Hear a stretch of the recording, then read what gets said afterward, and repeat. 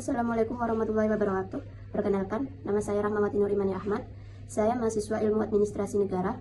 Di sini saya akan menjawab tugas 1 mata kuliah logika kelas 184. Pertanyaan 1. Term pada hakikatnya terbagi menjadi banyak jenis. Sebut dan jelaskan 3 dari macam term tersebut serta juga contohnya. Dalam kajian linguistik dan terminologi, istilah atau term dapat dibagi menjadi beberapa jenis. Berikut ini 3 jenis term beserta penjelasan dan contohnya. Yang pertama adalah general term atau term umum. Term umum adalah istilah yang dapat digunakan untuk merujuk pada kelompok atau kategori yang lebih luas. Istilah ini tidak spesifik dan mencakup subkategori di dalamnya. Contohnya, hewan. Hewan adalah term umum yang mencakup berbagai jenis hewan seperti mamalia, reptil, burung, dan lainnya. Yang kedua adalah specific term atau term khusus. Term khusus adalah istilah yang merujuk pada objek, konsep, atau fenomena tertentu yang lebih spesifik daripada term umum. Istilah ini biasanya sering digunakan untuk konteks ilmiah atau teknis.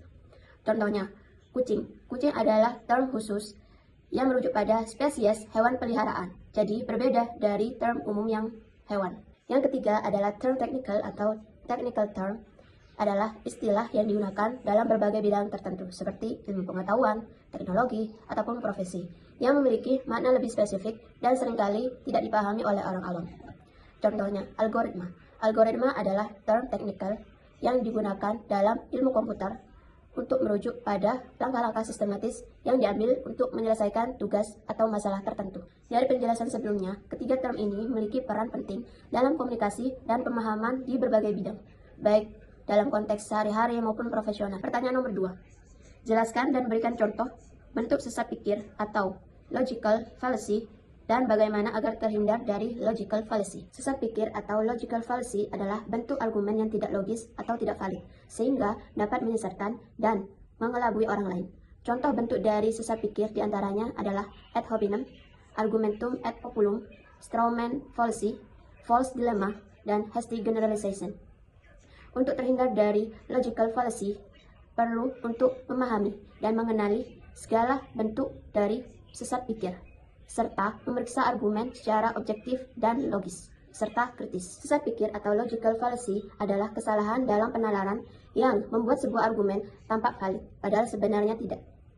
Argumen ini seringkali mengandung kesalahan logika yang dapat menipu pembaca maupun pendengar. Contoh bentuk sesat pikir diantaranya, yang pertama, ad hominem, yaitu dengan menyerang karakter atau sifat pribadi lawan bicara kita, alih-alih membahas argumen yang diajukan. Contohnya, kamu tidak bisa dipercaya, kan kamu pernah gagal di ujian. Contoh bentuk sesat pikir yang kedua adalah argumentum ad populum, yaitu menganggap suatu argumen benar, hanya karena semua orang mempercayainya, seperti saya memakai ini karena semua orang memakainya juga. Jadi, benda ini yang terbaik.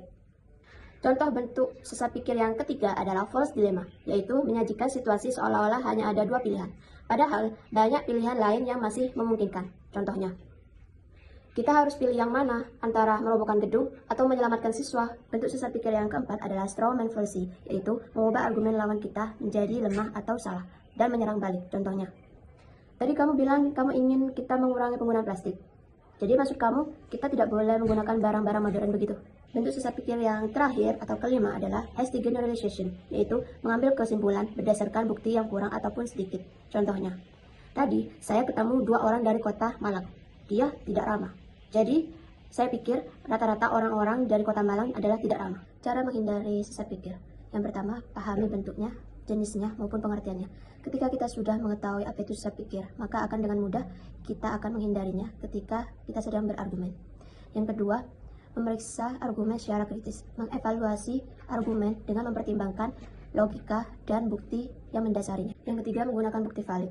Bukti ini berdasarkan data atau fakta yang relevan dan dapat dipercaya. Yang keempat, belajar berpikir kritis, melatih kemampuan berpikir kritis dengan menganalisis argumen